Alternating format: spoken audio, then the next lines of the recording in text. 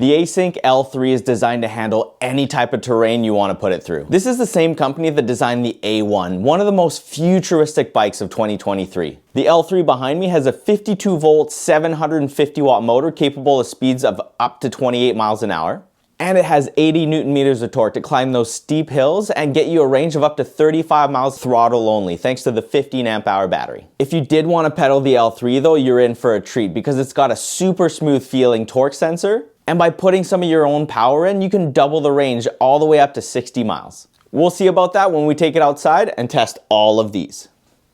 I gotta say, this is one good looking bike. Now I usually like to take you guys through the unboxing process, but this is a prototype and it came pretty much all put together already. The team at Async wants you guys all to know that there's a big promotion on right now for anybody who pre-orders the bike before it launches in March. And you can check out all the details by clicking the first link in the description. Okay, enough talk. Let's take a closer look at this brand new bike from Async.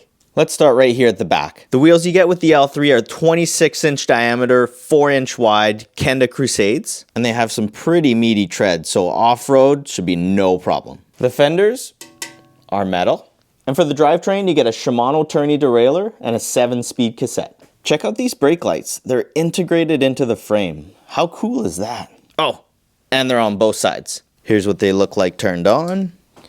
Brake application. The motor's labeled with a 52 volt by 26. That's for the diameter wheel, and it's a 750 watt nominal motor. Presented by Async Design Studio. Pretty basic pedals, but they are metal, and they do have some decent pins on them, so not bad. And I'm told this is a 46 tooth chainring up front. Seat post is adjustable all the way up to here, or all the way down to here. Here's what a 5'9" dude looks like sitting on it. I can put my feet down flat on the ground, no problem. Little too low to pedal comfortably though. Let's raise the seat up. There we go, that's a little better. And you can step through without stepping over. The seat is labeled DDK and it's nice and flat and pretty soft actually. Looks pretty nice. So the bike frame is available in 3 different colors. This light blue, a white, and a black. Continuing on here, we've got the battery nicely hidden in the frame. Let's unlock it. There we go, pops out. And then all we get to do is push this button and the battery comes out for us. Let's take a look at what we're dealing with here. Now remember, this is a prototype battery, so this is not the battery the bikes will actually ship with. This is a 48 volt, 14 amp hour battery. The actual batteries the bikes are gonna ship with will be 52 volt, 15 amp hour battery. You're actually gonna get a much better battery when the bikes ship out. But for now, this is what we're dealing with. Slide it back in, click it in, take the key out. And making our way to the front, we've got a nice super high rise handlebar that'll put us in a nice comfortable position while riding. I love these bars, these are great. Let's take a closer look at the brakes. The brakes are Logan hydraulic disc brakes. These feel really good. I've had the same brakes on a few other e-bikes and they feel great. Huge biting power and awesome ergonomics. Oh, this is different. So instead of the thumb shifter that we see on 99% of the bikes, this bike's actually got some grip shift. You don't see that very often. A Shimano grip shift. And you get a nice feeling set of rubber lock-on grips. Let's go to the other side. And on the left side here, we've got another rubber lock-on grip, a thumb throttle, the front hydraulic disc brake lever by Logan, and the display. Let's turn it on. We get our battery meter up here, our speed. This is our mode, so we've got 0 with no power. 1, 2, 3, 4, 5 modes. Now what else do we have? When we turn the light on and off, you actually see it on the screen. That's handy. And power does the trip, the odometer, the max speed, and the average speed. Oh, and the range. Nice. So right now with the full battery, it's showing us some range of around 28 miles with the battery we've got on board. And up front, we've got another metal fender, our suspension fork, no branding on it. Let's see how she feels. Looks like it's got a lockout here. Yeah, fully locked out, fully open. Probably get about 80 millimeters of travel. Now look at this little headlight. Let's see how powerful it is. Turn the light on. Oh, nice. Nice. It's not the brightest or widest headlight I've ever seen, but it's got a nice sharp projector pattern. And for brakes, we've got a set of 2-piston hydraulic Logan calipers biting onto 180mm rotors, front and back. And here's what the bike looks like with all the racks attached to it. Here's the front rack with a nice net to keep everything inside. And the rear rack ready for a seat or an extra basket. Looks like we have a charge port right here if you want to charge the battery while it's still on the bike. The key goes in right here. Model L3. Let's see what kind of speed we can get with no resistance. Go all the way up to pedal assist number 5 and go. 26 miles an hour. Let's take it outside and see if that's true. But before we take it outside, I'm gonna make sure the battery's fully charged so we can get all the range and all the power out of it. The charger they sent me for this prototype is a 48-volt charger at 2 amps. And this battery is 14 amp hours. So if the battery was fully dead, this charger would take 7 hours to charge this battery. Lucky for me, the battery's pretty much full though. I'm gonna make sure it's all the way topped up. It's got a port in the back. There we go. See you guys in a bit. All right, let's take the Async L3 out for a spin. So as always guys, I'm gonna be giving you my honest opinion about this bike, how it rides, how it feels, because I don't care if you buy this bike or that bike. My goal on the channel is to make sure that you guys know enough about the bikes before you buy it so that you can buy the perfect one for you.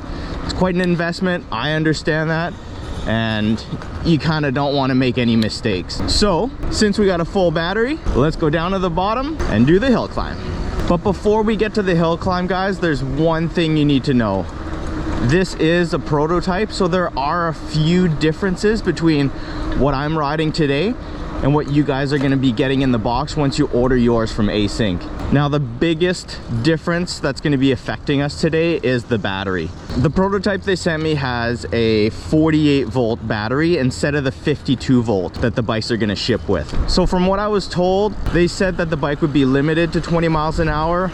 I don't know if that's true. I don't know if we're going to be able to push it past that. And the other thing I was told about is that the app for the bike as well as the computer's got limited options. So it doesn't show the time and date properly. It always resets, things like that. So anything electronic going on over here might not be accurate. That's why I've got the speedometer here on my phone, GPS tracking, which will be nice and accurate for speed and range. My goal today is just to ride the bike, tell you guys how it feels. You know, this bike is designed to pretty much do it all, right? Whether you just want to cruise or carry a bunch of stuff, you want to ride on-road, off-road, this bike's designed to kind of do it all. So let's see what it's got. Okay, hill test climb. Got our fire hydrant, got about a 15% grade hill here. Same kind of hill you guys are gonna have in most neighborhoods. I'm in pedal assist number 5, as torquey as it gets. I'm not gonna use the gears unless the bike starts bogging down under 5 miles an hour. So let's give it a shot. Throttle only. I weigh about 185 plus my gear, about 190 pounds right now. Oh, I'm in kilometers an hour. Here, let me change that. Color not. Nope. There we go, miles an hour. So 13, 12. Well, that's pretty good. The speedometer is actually showing a little bit slower than we're going right now. Showing 13 miles an hour, and on the bike speedometer 12.5. So pretty accurate. So 13 miles an hour up a 15% grade hill, no problems. The bike didn't really bog down. I mean, it slowed down a little bit, that's for sure.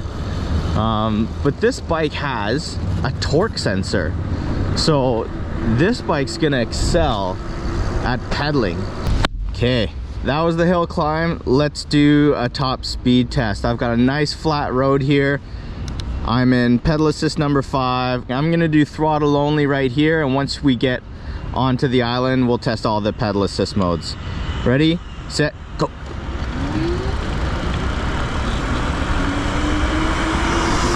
Well, it's got a decent amount of power off the line actually, not bad. 17, 19, 20 miles an hour already. 22, 23, 24. 24 miles an hour seems like our top speed today. All right, Fairy's on the other side. While we wait, let's take this thing off-road, see what she's got. Nice big 26-inch flat tires on this thing. Should feel right at home on the gravel paths.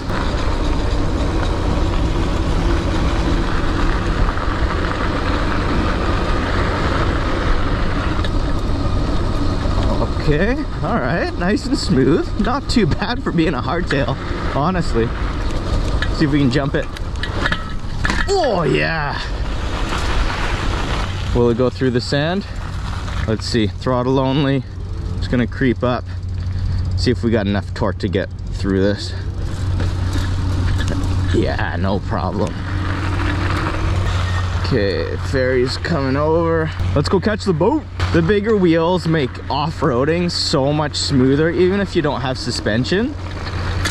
You know, the smaller wheels are great for range and acceleration. You don't need a super torquey motor or super powerful motor to spin smaller wheels. The bigger wheels, usually a bike will have a little bit less acceleration, a little bit less torque, just because those wheels are so much heavier and so much slower to get going. But this is actually pretty good. And the torque sensor's weird to get used to. This is the first torque sensor I've ridden in a while. And it's a little bit weird to get used to. I'm used to just ghost pedaling and then just having the bike just go. But if I'm not pushing against these pedals, it's not giving me any power. It makes it super easy to control, but it's just a little bit weird to get used to. Okay, I'm not gonna lie, but I'm a little bit worried here. So I've only done 2.7 miles, rode a bit around my house, did one hill test and a little loop in the gravel, and we're already at about a third off the battery life. Are we gonna even make it around this island? I don't know. So let's start in the easiest gear, pedal assist number 1. Is there a 0? Yeah, there is a 0. What's this bike like to pedal without power? Oh. It's heavy, big heavy wheels, but once you get going, actually the bike's got a lot of momentum. It's very easy to pedal. If we get started in pedal assist number 1, there you go. Being a torque sensor, it's automatic. As soon as the pedals feel a little pressure on them, you get a nice smooth ramp up of power. Pedal assist number 1 on 12, 13 miles an hour. Let's go to number 2. I'm gonna drop a couple gears here. So there you go, around 15, 16 miles an hour. Number 3, drop another gear, probably go a little faster, get around 20. Number 4, let's drop all the way down. Number 4 is getting me up to about 24 miles an hour. And number 5, let's push it. Yeah, about 25 miles an hour is as much as I can get out of this bike, which is actually not bad. You know, it's the guys that sent the bike over, they were quoting about 20 miles an hour, so I was a little worried, but 25 miles an hour is actually not that bad. And then with the throttle, yeah, throttle takes you all the way up there. 24, sure we'll hit 25. Nice. So while we're here and pedaling, let's talk about how this bike is to pedal so far. I think this bike, or any bike like this, right, 26-inch big tires, it's got a nice comfortable seat that's adjustable height-wise, nice slack handlebars. This bike is comfortable as far as the position goes. It doesn't have rear suspension, it's a hardtail, so you might want to get a suspension seat post. Those are inexpensive and easy to add on. Nice little bike upgrade later on. But so far so good, you know. This bike is just a lot more comfortable to pedal than any of the Moped-Style e-bikes. The ones with the seats that aren't adjustable, right? This way I can raise the seat, I can get proper stretch on my legs. I really like how high the handlebars are. They're not the widest ones out there, but I've had much narrower, so it's actually really good.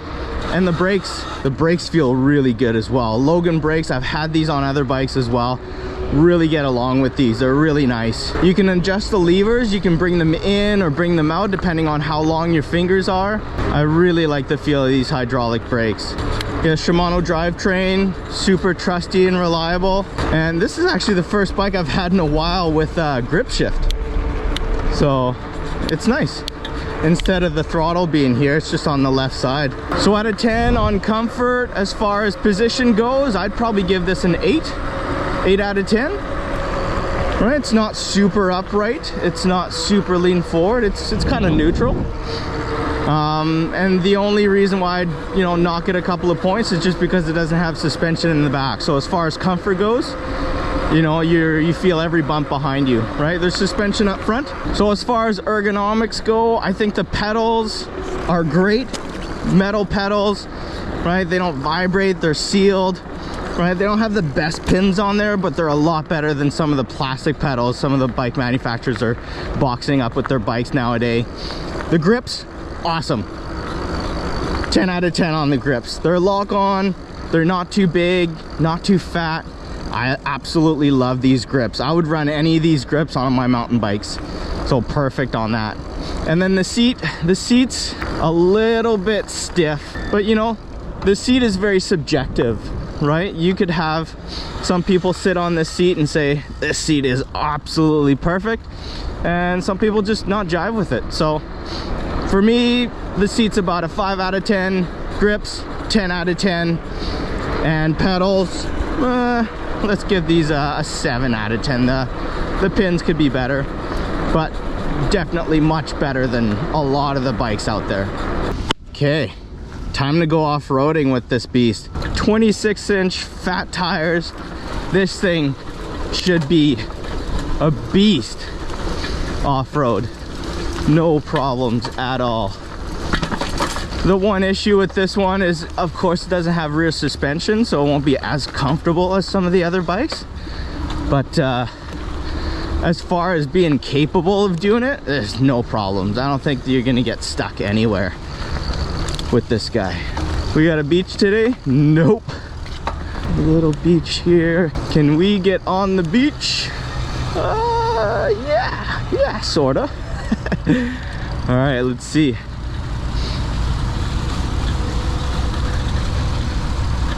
All right, not bad. Woohoo! So for someone who wants an e-bike to get around, get more range, not get as tired, but still get enough exercise on their bike rides, this is what you want, a nice torque sensor. And while we're on the torque, guys, as far as I'm concerned and my experience reviewing e-bikes, the difference between a 48 volt system and a 52 volt system as far as torque and power and top end speed is night and day. The 52 volt system has a ton more torque, a ton more power off the line, which gives you more acceleration. Also at the top end, once you get up there, it gives you more speed for longer. So once this bike has the 52 volt battery it's designed for, it's gonna be so much better than what I'm riding today. Look at this beauty. Let's do a little 360, shall we?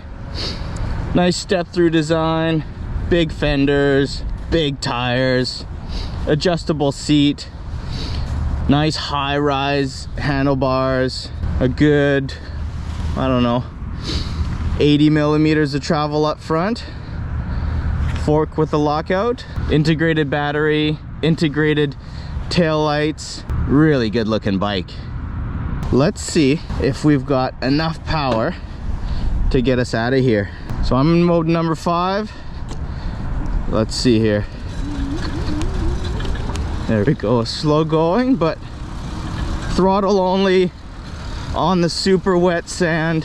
I'll put the torque on the bottom of the screen. I don't remember it off the top of my head, but I'd say this bike is just borderline on having just enough torque. I don't think it has too little torque. I think it's just enough. But this is just when you're operating the bike throttle only. This bike has a torque sensor though, which puts the focus on pedaling. So in that regard, the bike's actually really easy to handle. You want more power, you just push a little harder on the pedals. Okay, time for a brake test. Here we go. 22 miles an hour. Gonna hit the brakes now. Woo! Just past the 20-foot mark. So there's my 20-foot marker right there. And there's where I started the brakes. So not bad. The roads are slick, they're wet. You know, what are you gonna do? As far as handling, this bike's actually really balanced. I don't think it's too short or too long. It's right in the middle. It's agile, it's stable. I got no problems taking my hands off the bars here. It's perfectly balanced. I'm gonna turn the lights on, and during the daytime, let's see if we can see it. So there's the rear lights right behind the bike, and they do get brighter when you pull on the brakes, right? Nice and bright. A nice simple light up front. Not sure it's gonna light up a whole lot, but as far as visibility goes, right, definitely goes a long way. Let's take it off-roading one more time.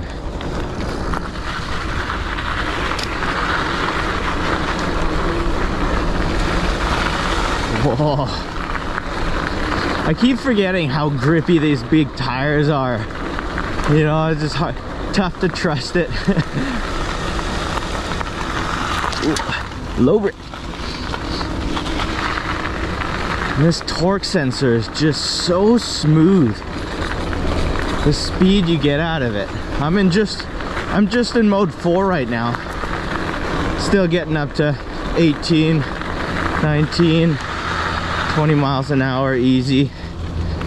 And it's just so smooth. It just feels like you're in control of the bike, not the motor just pushing you along. You know, it just feels like you're just so much more connected to the bike. Like on any bike, any other bike with a cadence sensor at mode 5, right, there's zero chance that I would sit without holding onto the bars and start pedaling, because it would just shoot the bike forward and shoot me off the back of the thing. But right now I'm not holding on and I'm pedaling. I'm in mode number 5. The bike's giving me just the right amount of power that I'm actually putting down on the pedals. It's just doubling my speed, which is so intuitive. I love it.